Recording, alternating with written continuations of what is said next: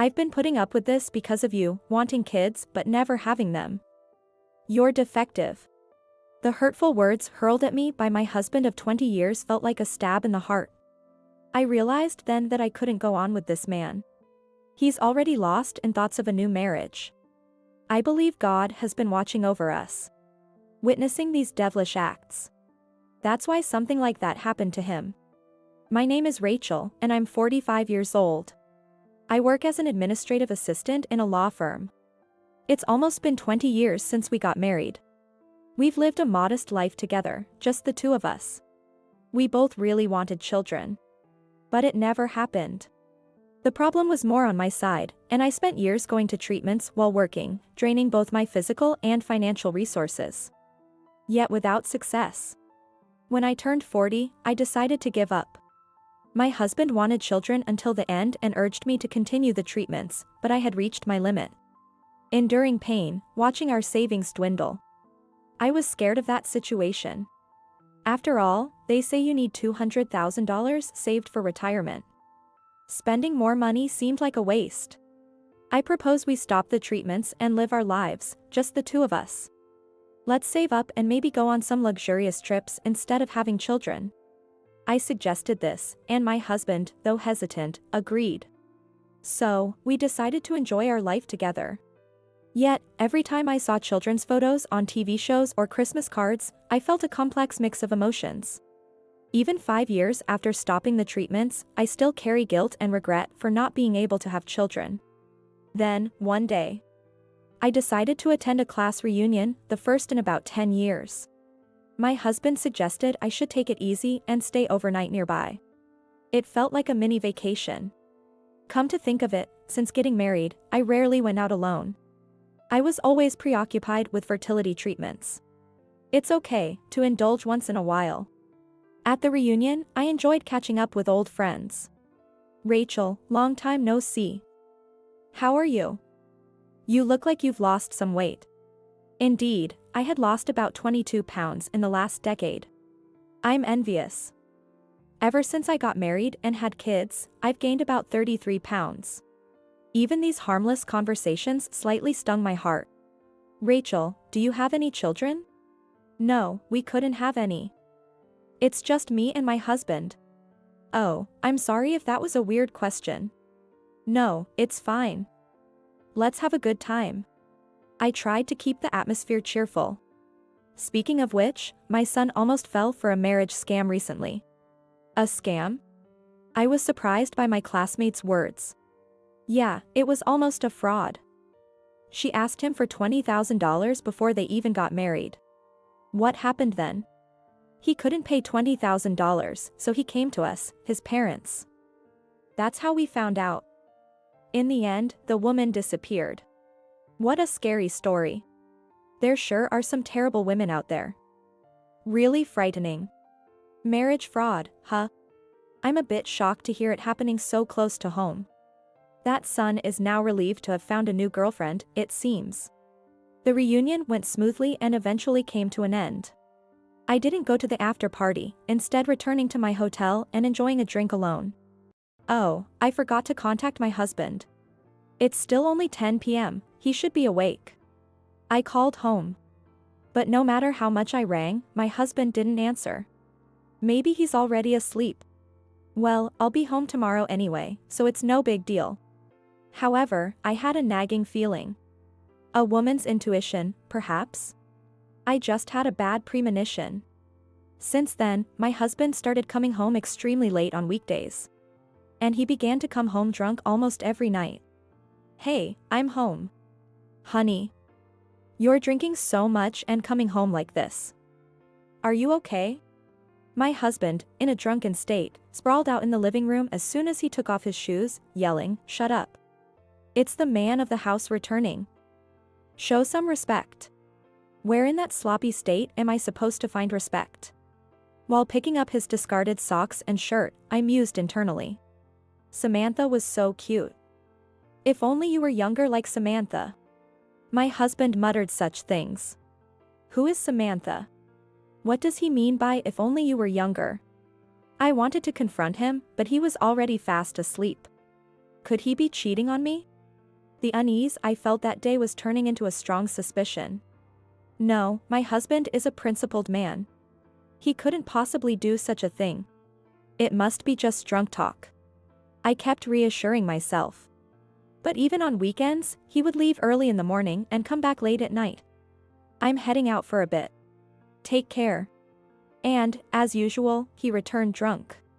When this became a weekly occurrence, even I had to speak up. You've been drinking almost every day recently. Are you sure about the money? Shut up. It's my money. I can do what I want with it. It's from my savings before we got married. But we need to save for our retirement, or we'll be in trouble later. You save up then. I used a lot for the treatments. That's because you were defective. Even if he was drunk, such words were hurtful. I started to notice the change in my husband. Was it because I became self-deprecating after stopping the treatments? He increasingly made belittling comments about me. If you can't have kids, at least show me more love. As he wasted money and acted selfishly, I felt my love for him dwindling. He used to be so kind and supportive during the tough times of the treatments. I wonder if that husband will ever come back. What exactly is marriage? After 20 years, I've started to ponder this question. But then, things suddenly took a turn. Rachel, we need to talk. When I got back from work, my husband was sitting on the living room sofa with a serious look on his face. What's going on? You're being so formal. I want a divorce. What? Are you joking? Why are you saying this all of a sudden? I never dreamed that my husband was considering divorce. I knew we needed to rethink our relationship, but I never thought about divorce. Could he have been considering it before me? Why divorce all of a sudden? I demanded an explanation. We've been married for 20 years, right? Let's discuss things properly. But he looked at me with contempt. You really are clueless. He sighed heavily and glared at me. What do you mean? For these 20 years, I've always wanted kids. Because of a defective person like you, I was robbed of the chance to become a parent. Have you ever considered how I felt? He said arrogantly, tapping the table. But we decided to stop the treatments together. I was never okay with it. I've always wanted children. Why didn't he talk to me about it? I felt so sad and frustrated that I was on the verge of tears. Look, just fill in the divorce papers quietly, and I won't say anything more. He pushed the divorce papers across the table to me. I've already decided to remarry. Remarry? Yes, with a 20-year-old girlfriend. Girlfriend? What do you mean? Have you been cheating? Of course not. I'll register our marriage right after our divorce. He said proudly.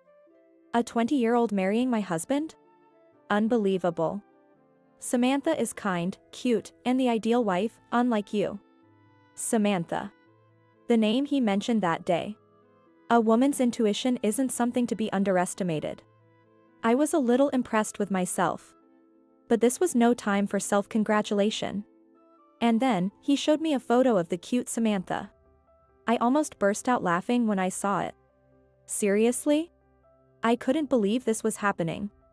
What's wrong? He noticed something was off with me. But I quickly regained my composure. I felt it was too early to reveal what I knew, so I put on a solemn face. So, you really wanted children that much, huh? Yes, I did. Since you couldn't have any, it couldn't be helped, right? You'll agree to the divorce, won't you? I guess it can't be helped. I exaggerated a sad expression. I was indeed sad when he first mentioned divorce. But his utter foolishness made me think that divorcing him might actually be the right decision. Yes, it's better to part ways with such a person sooner. Feeling like even God was suggesting this, I filled in the divorce papers and left him. He'll probably regret it soon enough. Well, I'll just watch from a distance for a while. About a year after the divorce. Rachel, please, help me. On my way home from work, a shabby man approached me. Excuse me, who are you? I genuinely didn't recognize him and was confused. It's me. Rachel, I need your help. It was my ex-husband. Technically a stranger now, since we're no longer married. It's been a while. I couldn't hide my surprise at his changed appearance. He was gaunt and dressed in filthy clothes. Please, introduce me to one of your firm's lawyers. I can't just do that all of a sudden. It turned out he was in financial trouble, with no money left. I guessed as much from his appearance, but I didn't expect him to become a completely different person in just a year. The initial consultation is free. Free? But hiring a lawyer will cost you. I don't have that kind of money. Please, help me. What happened? Reluctantly, I agreed to hear his story over coffee at a nearby cafe. Actually, before he could start, I spoke up. Did Samantha run away from you? How did you know that? Just as I thought. When he showed me Samantha's photo, I immediately recognized her. At the class reunion, a classmate's son had been deceived by a woman who looked just like her. At the reunion, my classmate was saying, "I can't forgive this woman," and was showing her picture to everyone, warning them about her. I remembered her name being something like Amy, and she was supposedly 22. Well, those details were probably fake. It makes sense. Scammers don't use their real names. You knew about Samantha? Well, I knew something. So, what happened? He told me the whole story. He met Samantha at a club about a year ago. Desperate for children, he kept talking about it. Samantha then offered, "I can have your child." They gradually grew closer. My ex-husband frequented the club almost every weekday and went on dates outside the club on weekends, eventually heading back to the club. During this lifestyle, he managed to spend $7,000 from his savings he had accumulated before we got married. She was always nice, you know. On our dates outside, she never asked for expensive things. She was happy as long as I was drinking at the club with her. She was different from those malicious hostesses you hear about. She didn't need branded goods or jewelry, just wanted me to drink at the club. She seemed like a hardworking, sincere girl. Since we agreed not to touch each other's savings from before our marriage, I had no idea about this. Well, it was his money, and he was free to spend it, but I never thought he would use up such a large amount. Then Samantha revealed her true colors. "I want to get married, but I have some debt. I need to pay it off. It's about $20,000. And my ex-husband agreed to pay off her debt and transferred the money to her. They started living together immediately after our divorce, but Samantha worked nights. She seldom came home, I was told. Then she quit her job and disappeared. Of course, she took all the money with her. How foolish can he be? I felt embarrassed that I had been married to such a person for 20 years. Do you have a loan agreement? A loan agreement? When I asked, he just looked puzzled. You lent her money, right?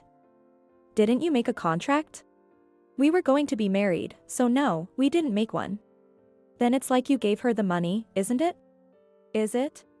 In this case, it's considered that you gave Samantha $20,000 out of goodwill. She must be quite skilled at manipulation. With gifts, if the annual amount exceeds $10,000, gift tax applies. In some cases, received gifts can be taxed, so Samantha cleverly took only $20,000 in cash and disappeared. Moreover, she split the amount over 2 occasions within a year, crossing into a new year. This way, she didn't exceed the annual gift limit of $10,000 and avoided paying taxes. My ex-husband thought she was a good girl because she never demanded gifts, but it was because she knew the law well. What should I do now? Well, you could consult a lawyer. But it will cost you. He looked completely dejected. I've used up my savings, and the woman I loved ran away. I can't even tell my colleagues at work that the marriage is off. Especially after bragging about getting a young wife. That's what he gets for his actions. I thought, but didn't say anything, seeing how pitiful he looked. Rachel, I was wrong. Please come back to me. I realize now that you were the only one who cared about me. I don't need kids anymore. I'll let you do as you like. You must have been lonely too, right? Does he still think I have feelings for him? For me, it ended 6 months ago. So, I confronted him with reality. What are you talking about after a whole year? Isn't this a bit too convenient for you? But, Rachel, are you going to abandon me? Weren't you the one who pushed for a divorce? Rachel, you're the only one I can rely on. He looked exhausted. I decided to show a bit of compassion. All right. Shall I call a lawyer I know? Rachel, thank you. You still care about me. He was moved to tears. Then Andrew, a lawyer from my company, arrived at the cafe. Andrew, over here. Rachel, who is this? He's an acquaintance who seems to be in trouble. Is that so? Nice to meet you, I'm Andrew. My ex-husband looked puzzled at our seemingly close relationship. We've been dating for the past 6 months. So, what was the consultation about again? As I said that, my ex-husband seemed to be in a daze. No, I think that's enough for today. Suddenly coming to his senses, he quickly left as if he was escaping. Eventually, my ex-husband couldn't afford a lawyer and had to accept his loss. At his company, rumors spread that he was dumped by his fiancée and even his ex-wife wouldn't help him. It's a small world indeed. I never imagined someone from my ex-husband's company would be at that cafe, listening to our entire conversation from start to finish. I heard through the grapevine that, fearing a lonely old age, he's now desperately trying to find a new partner. What was that all about? Andrew asked me later, and I explained everything to him. I'm sorry for the trouble. Actually, that's quite a story. You've had a tough time, Rachel. The story about me dating Andrew was a complete fabrication. I asked him to play along as a favor. I'm really sorry for all the trouble. It's okay, I'm glad I could help. By the way, do you have plans after this? Would you like to have dinner together? I never expected such a turn of events and was flustered. A fresh start in my mid-40s. Not a bad beginning at all. Yes, I'd love to. I was filled with a sense of anticipation, believing that a fun and exciting future lay ahead. This unwavering feeling made me look forward to what's coming next.